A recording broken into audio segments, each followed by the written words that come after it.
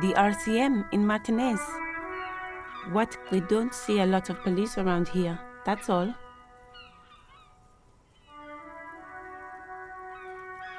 Of course. What can I help you with? Of course.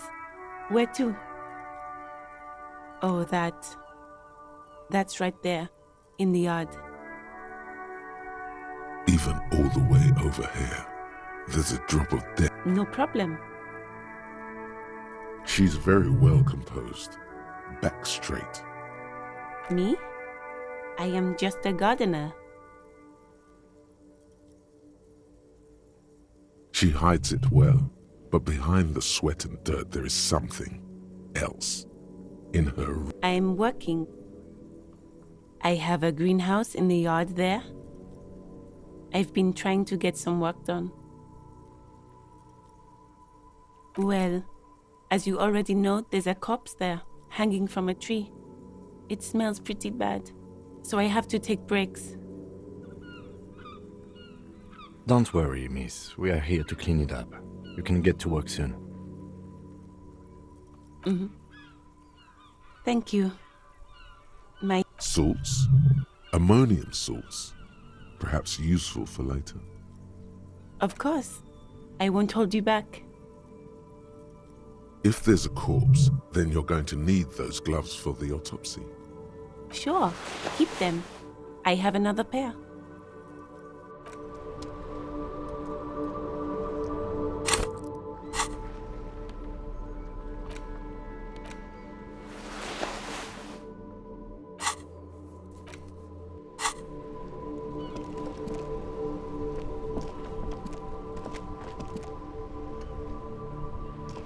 Yes?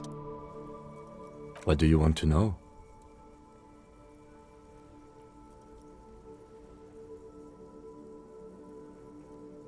I'm afraid you and I are pawns in a pissing competition.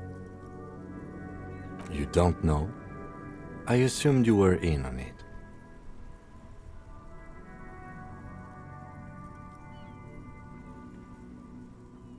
It's just stupidity. We shouldn't waste any more time on it. If you want my take, ask me after we've inspected the victim. Later. Was there anything else you wanted to know about the case? Good.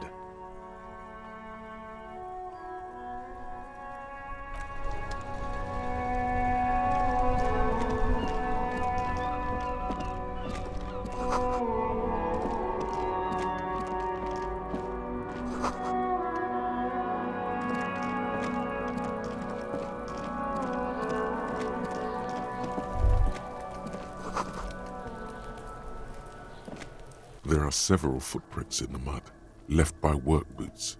Anywhere from 6 to 12 pairs have walked here. Maybe more than 12. No, 8 pairs of boots have shuffled back and forth in the mud. 1. Standard work boot, steel reinforced toes, number 46. 2. Standard work boot, steel reinforced toes, number 44. 3. Hobnailed work boot, steel reinforced toes, number 43. 4. Standard work boot, number 45 or 46. You don't know. It's a miracle you can tell the prints apart as it is. The cold must have preserved them. 5. Another standard work boot, steel reinforced toes, number 44. 6.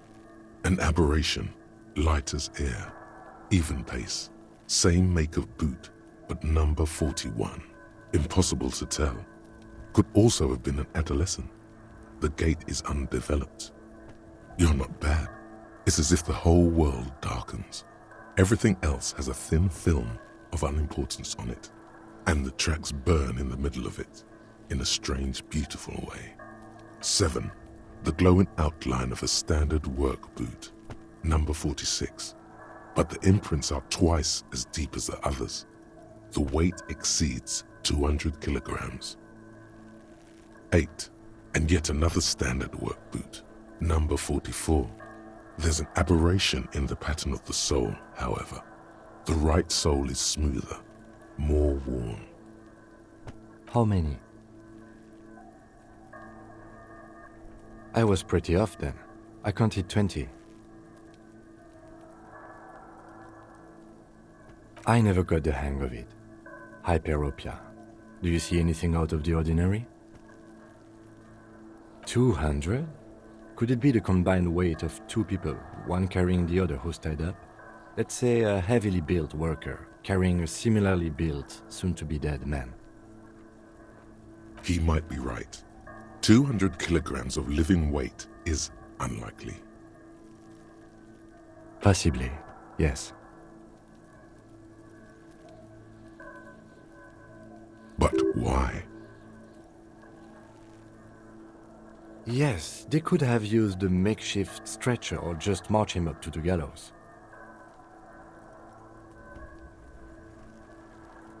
Even easier to carry on a stretcher, or between two men. Anyway, it's for future consideration. What interesting. Let's name it the odd soul. Someone operating a workbench with a pedal? Like a joiner at the harbor. Or maybe a drummer? No, it's not. Forget I said it. We are not looking for a drummer. Perhaps it could be a driver. A driver would wear out the right shoe before the left. The accelerator is on the right.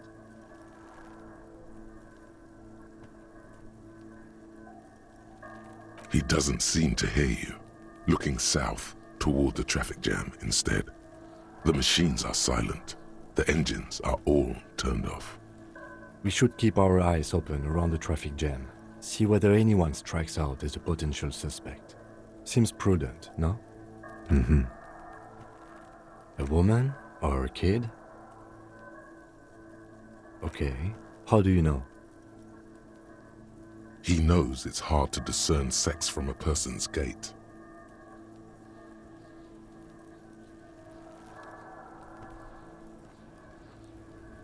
Understood. Anything else? A week, maybe? 7 days would fit the time frame provided to us by the caller, who reported the hanging. It is not impossible.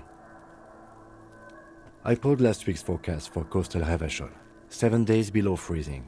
The day before, the day of his hanging, was the last warm day. Correct again. Sub-zero temperatures would preserve the tracks in a good state. The commotion here could have taken place a week ago. What do I think? A mob of people brought something heavy to the tree. One of them was carrying the victim. They shuffled around, especially under the tree. Then, after hoisting him up, they stood in a semicircle facing his direction. At first glance, this appears to be a lynching. Indeed, they all stood in a row here and looked at the tree. Yes, everything fits so well. Carried him over, hoisted him up, watched him hang. This is easy. The lieutenant's eyes narrow. He's thinking to himself. Either way. What else?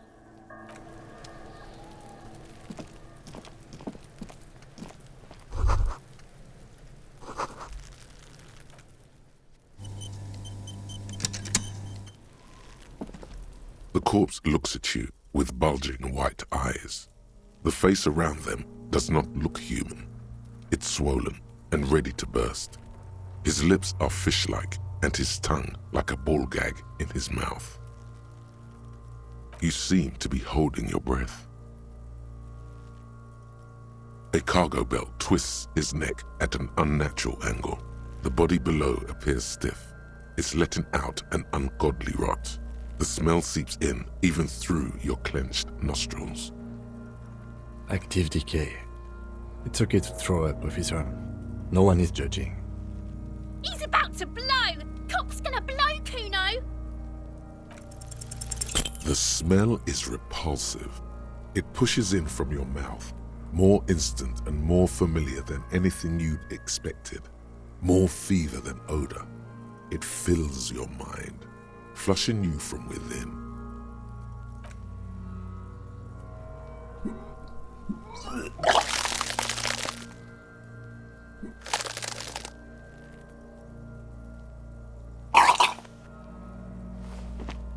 You feel a great force ringing from your stomach. Your body curls and pushes it out, burst by burst, until a pool of vomit lies under your feet and your throat stings from the stomach acid. The smell of Commodore Red rises from the pool. Among it, distilled spirit and bits of shish kebab. Keep it. The hangover is clearly making these worse for you. You could use some ammonia to clear your head. If you can handle the headache, some officers use it to deal with cadaverine odor. That young woman, the gardener, mentioned she used salts for the smell. If she doesn't have any, there might be some in the fridge store nearby. Acquiring ammonia will provide a modifier to the white check. Modifiers make checks easier and allow you to retry them.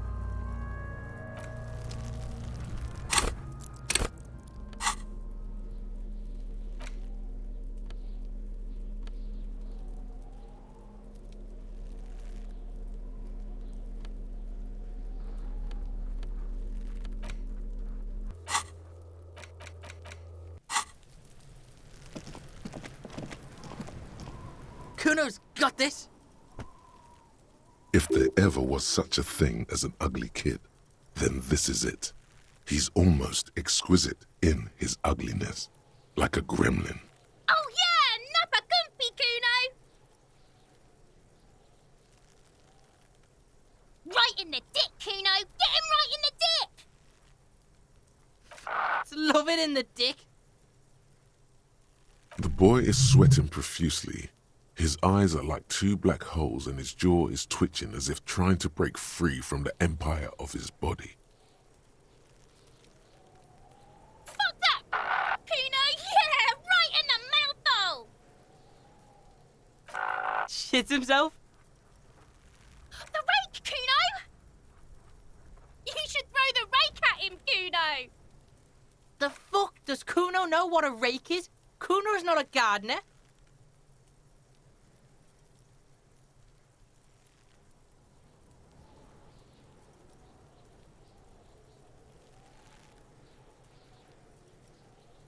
The fuck are you talking about? He's calling us Kuno! He says we're fucking each other! We shouldn't do anything. I don't tempt such forces. You will see. The language these kids are using, pure unfettered id. Alright, entertain the Kuno. Show me what you got. What you got there? What you got, huh? Show me. The kid moves his hands like a basketball player dribbling fast. Irregular speech patterns, overconfidence. Could this kid be on drugs? This warrants further investigation into this. Shitload pig. What's your question? Don't tell the pig shit, Kuno! This is where you quickly ask him questions. Real cop questions, like a cop.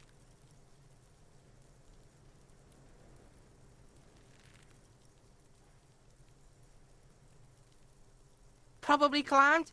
Kuno was busy down the road when that shit went down. You heard Kuno? Kuno wasn't even in Martinez. Kuno wasn't in Revachol. Kuno wasn't regional. I don't know. Some fucking... Mesk or I don't know. Some other place. Night City. Kuno was in fucking Night City. There is no Night City anywhere. That sounds like the name of a city in some pulp science fiction novel.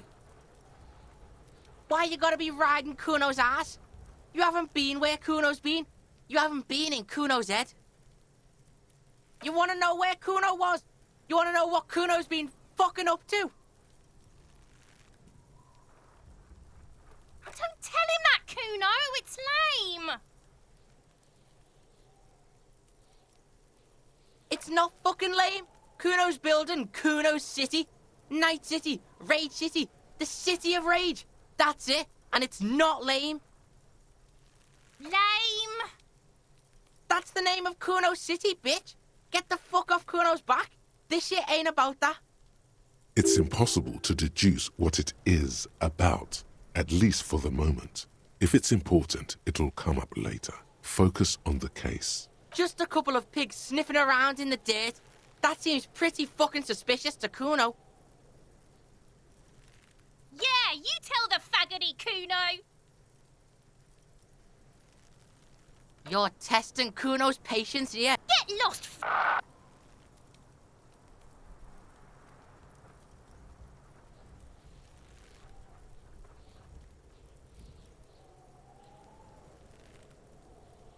Right, pig? This is where Kuno plays with his little wooden choo-choo. Fuck do you want with it? Look at that fucking shit! You're trying to get Kuno killed! Fuck does Kuno know? Kuno's not a fucking acrobat. The lieutenant takes a quick note in his notebook. It's a trap, Kuno! Don't climb it, Kuno! Yeah, whatever. Kuno doesn't give a shit. Kuno doesn't fucking care.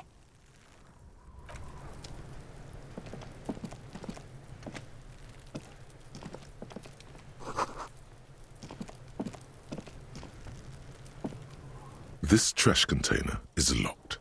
The sliding lid has a padlock that says, "Whirling in rags." Just a trash container. There is no such thing. Your fingers start to itch just looking at that padlock.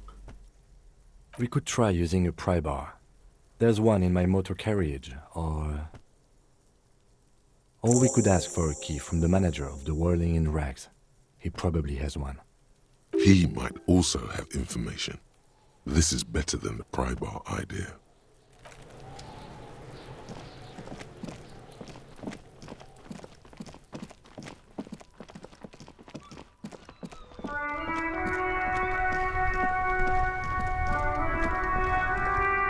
Before you stands a motor carriage. The bodywork is covered in blue and white livery, bearing the number 57. Vapor emanates from the large engine on the back of the vehicle. It hasn't had time to cool off yet. This must be the infernal machine that tore you from oblivion. The Caprice Kinema motor carriage. In the cabin, you are welcomed by a set of steering levers, a radio microphone on a hook, a pull-out toolbox under the seat, and the soft glow of the fuel preheater gauge. A scent of leatherwork and heavy fuel oils washes over you. A metallic drawer slides out from under the seat and clicks into place. The tools inside are neatly organized. Take what you need, officer. It's going to be a long case. I'm not protective of my tools, like some men are. The pry bar feels nice and cold in your hand, heavier than you'd think. Useful for opening all sorts of doors and lids. The handles are long and sleek. Snap, snap, go the cutters in your hand. You can do good work with these. Cut chains, locks, and ropes, especially belts. It's robust, weatherproof, and well-made. Police issue, blue. Lets you see things in the dark you would otherwise miss. The pull-out toolbox slides back into its nest. Preheater gauge casts a warm glow on the steering levers and the radio on its hook.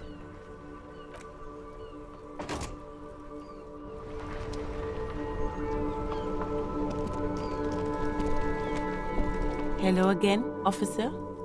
Sure, I'm done with them. Go easy on that stuff. It gave me a terrible headache.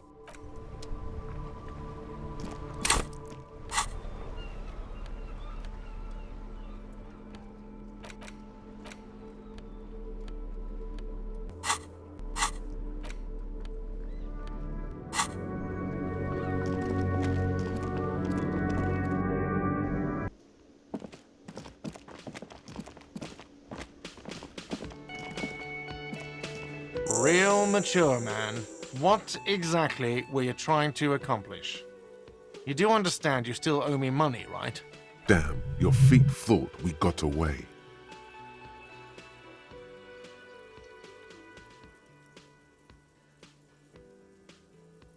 You know what?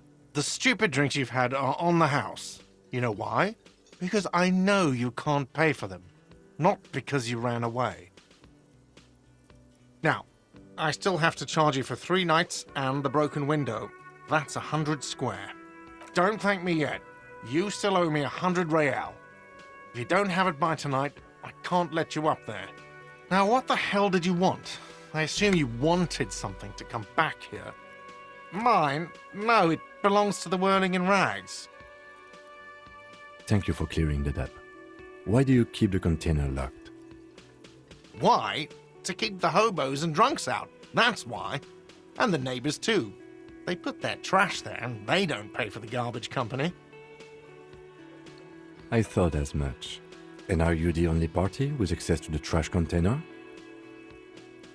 Well, yes. Us and the garbage disposal company. It seems a little callous, doesn't it? Something stirs in you.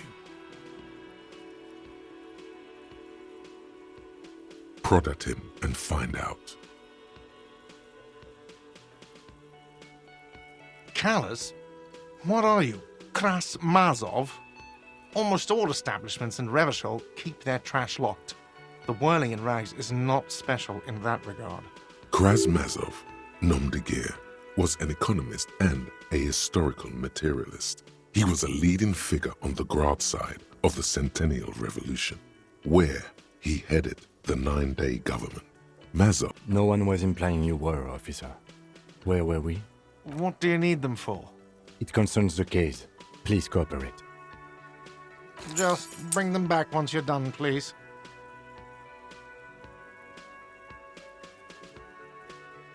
What thing?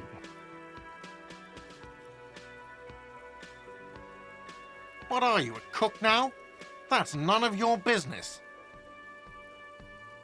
No, you don't. If you had a warrant, you'd be shoving it in my face right now.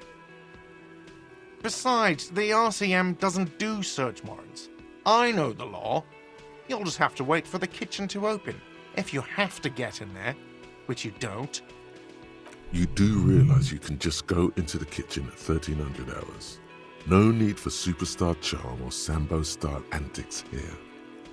Sambo is an acronym for Samoan boxing, graceful martial arts stuff.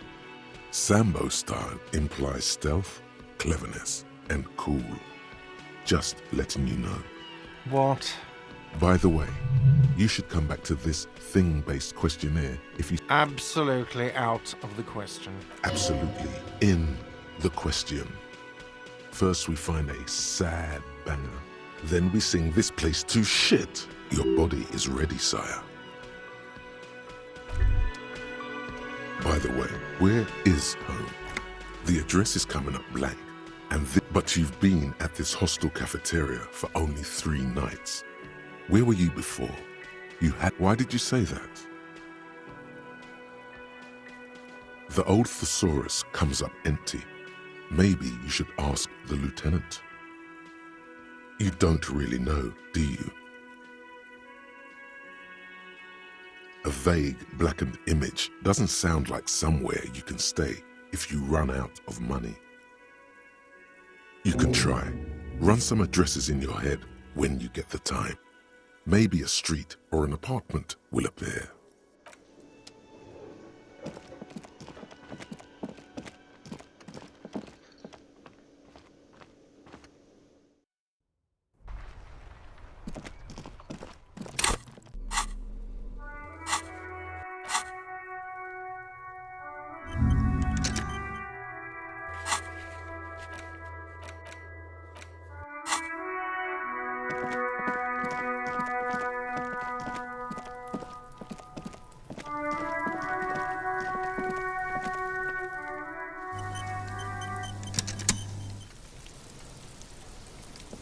There he still is, looking right through you with his white eyes. The body below is entirely dedicated to that corpse smell. Emitting it is all it does now.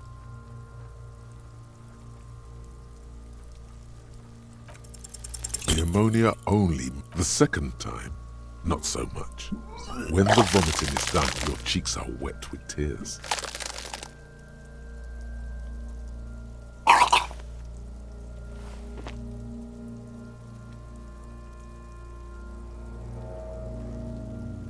Nor does the wind right now. I've seen strong men turn themselves inside out for hours. You are facing tough odds here. Alcohol withdrawal makes it considerably harder. I've seen captains puke their guts out. It never gets easier. You never get used to the smell. Every Monday is cadaver day. Throw up, investigate. Throw up, initial autopsy. Throw up, bag it. Then drive to the station. Maybe throw up on the way there if you didn't bag the thing tight enough. I think I've lost my sense of smell. A white lie. Not being hungover helps too.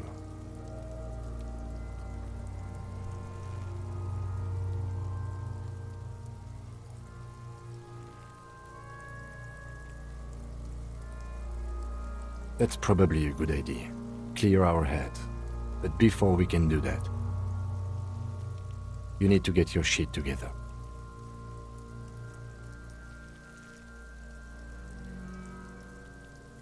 We should go talk to the locals. Find something else to do while the wind changes. It's pretty bad right now. You've gained a thought. When this dialogue is over, go to your thought cabinet and internalize it for special bonuses and effects. Give it half an hour. Get yourself together. Then come back and have another go.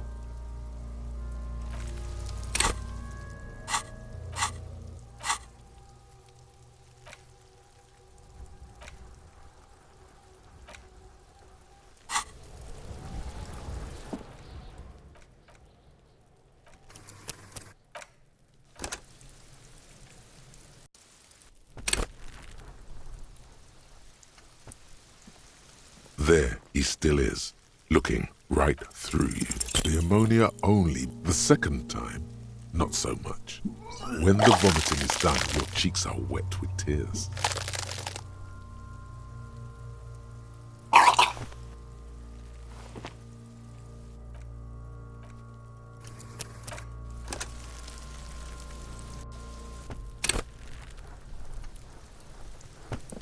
There he still is, looking right through you.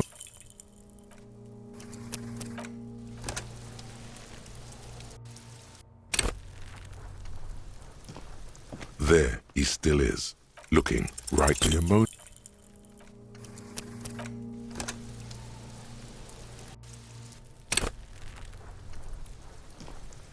There he still is, looking right through the ammonia.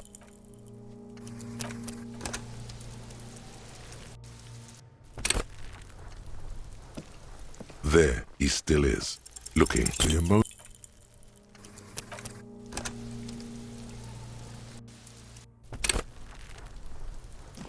There he still is, looking the second time, not so much.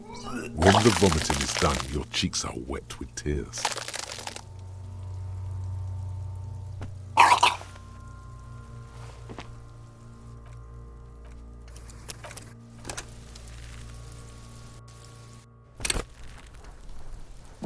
There he still is, looking the ammonia.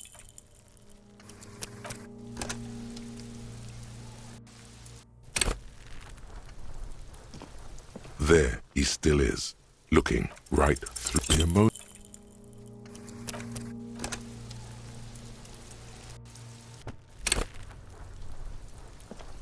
There he still is, looking through the ammonia.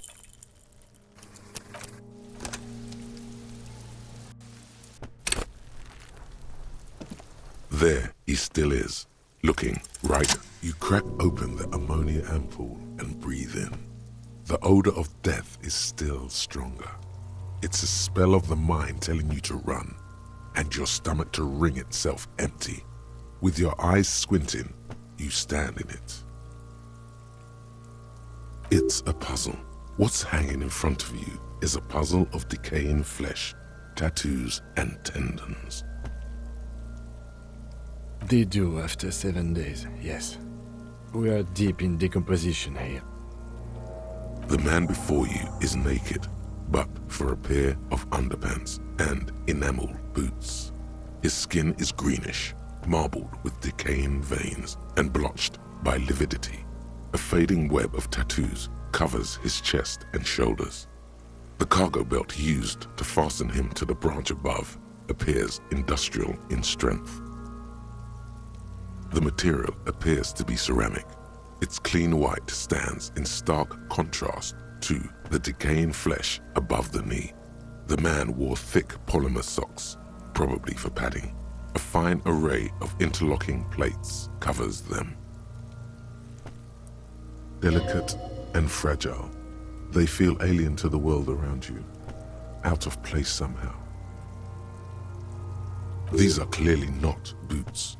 They're armor, possibly part of a larger set. Indeed. Technically speaking, these are sabatons, not boots. Oh, the lieutenant uses a memo technique, A6. That's not just any notebook. It's a classic. It's all you, baby. Ceramic plate. Zirconium dioxide, most likely. This is where the make would be. Under the heel. Fair weather. Fair weather model T500 VE. I'm guessing that's vitreous enamel. This is advanced stuff. A small bell-like sound fills the air, like tapping on the side of a porcelain cup. It's anything but. This material is a kinetic redistributor. It spreads kinetic energy horizontally, from plate to plate, dissipating it entirely. See? Faint, organic lines cover the plates where they separate into smaller ones. These plates then divide into smaller plates until there are hundreds of them altogether.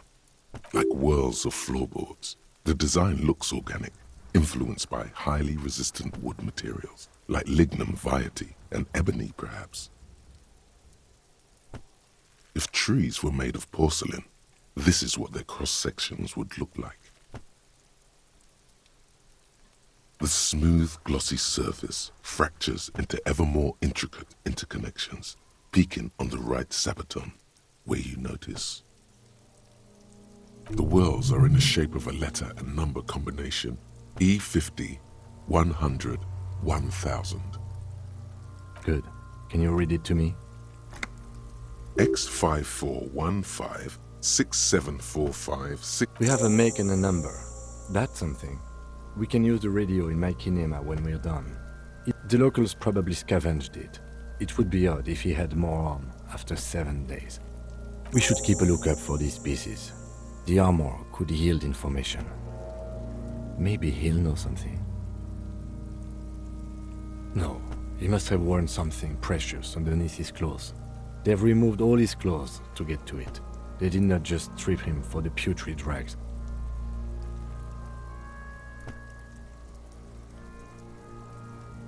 Someone could have cleaned the yard, but that's a question for the red-haired thing.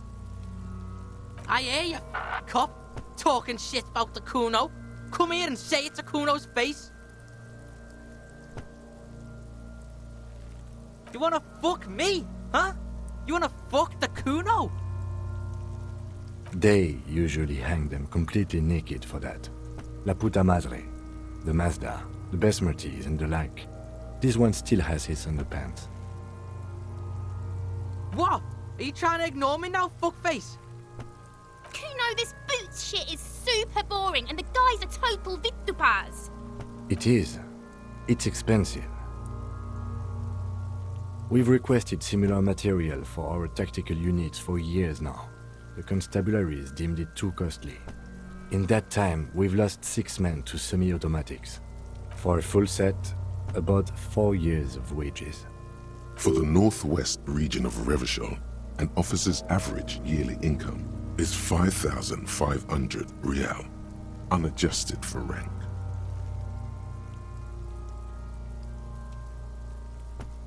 By catching, do you mean let's not log them as evidence? Let's steal them? It means disciplinary hearing. The lieutenant nods often. It's part of his unplastic expression range. communicating both professionalism and sarcasm. This time, the latter. That's for us to find out. Mr. Gart implied he was security personnel for the harbor company. This confirms my own assumptions. I agree. This equipment is way beyond what a guard can afford. That's for us to find out. Just something I scraped together from my station. No, your first instinct was correct. This equipment is way beyond what a security guard can afford. The cadaver slowly twists on the cargo belt, his torso covered in tattoos, and extremities blotched pink and blue. The hangman's knot is pulled tight by the weight of the corpse below. Yellow, hard-edged polyester cuts into his neck. Above, a sliding buckle ties the belt to the branch. This is a steel-reinforced cargo lashing belt, big brother of the regular cargo belt. It's used for tying cargo under six-rotor airships. Airlifting? I thought it was used on lorries for strapping cargo to them.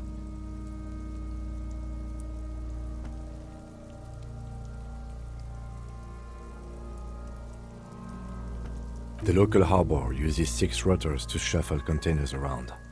I get the sense they use whatever was on hand without paying much attention to not incriminating themselves.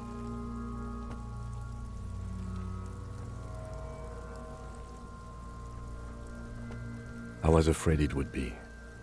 Thin steel wiring, parallel strands. This makes getting him down more problematic than I had assumed. The brief suggested as much, politically motivated by the ongoing strike. Did you not get a briefing?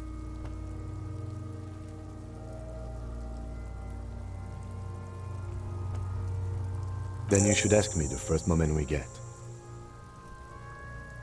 A noose is one of those things that's easier to use one way around.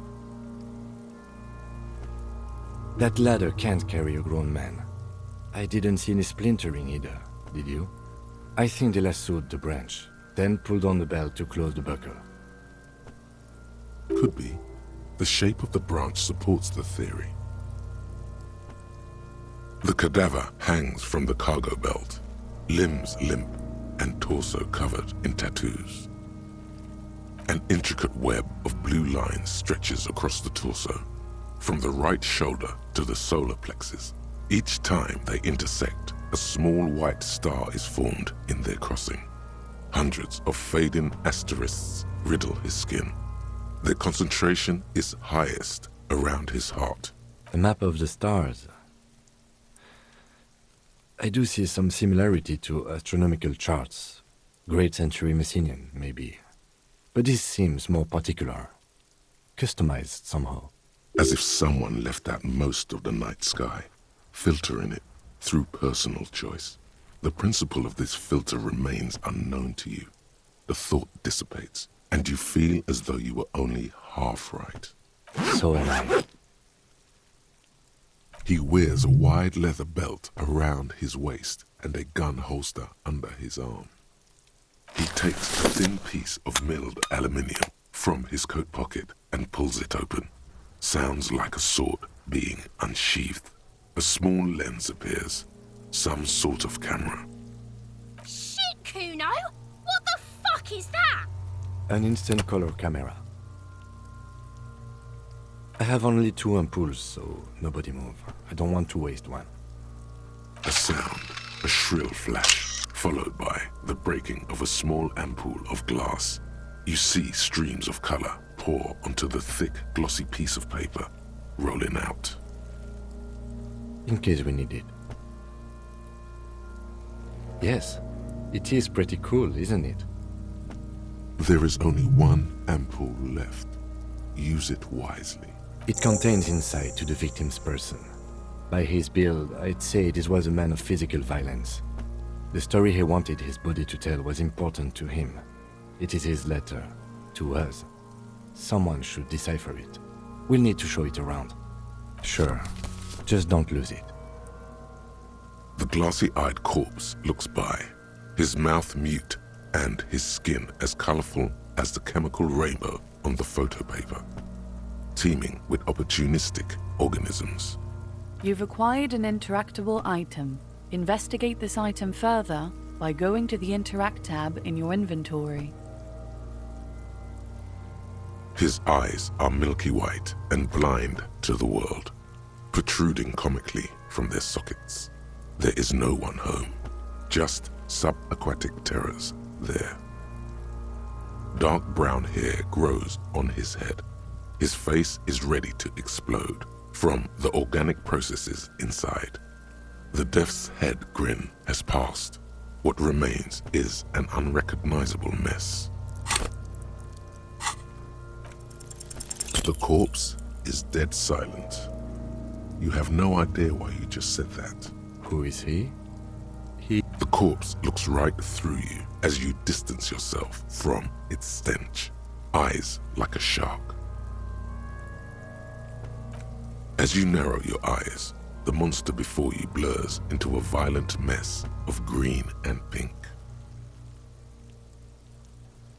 This is a trick. You've done it before. Pink is where the blood settled in the first hours post-mortem. You can use it to see if the corpse has been tampered with. Does his position at the time of death match the discoloration?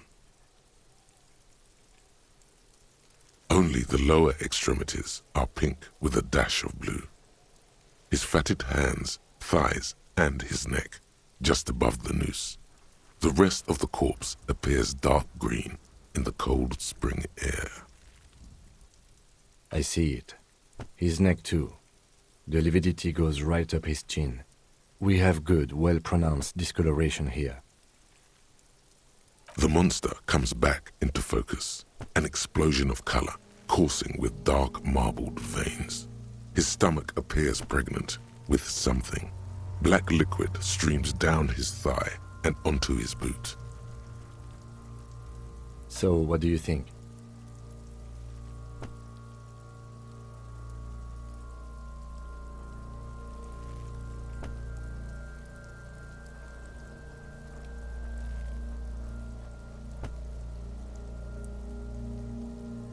Agreed, especially on the neck. The belt acted like a tourniquet, keeping the blood in his head. The hypostasis supports a hanging. There's always a chance. We should check for ligament marks on his neck to see if they're in tune with the belt. We'll have to get him down first. A pool of blood and feces has eaten into the frozen mud below the man's feet. Purge liquid is dripping into it, drop by drop. The victim appears to have contained no more than half a kilogram of digestion at the time of death. The fuck he's saying? Talking about shit.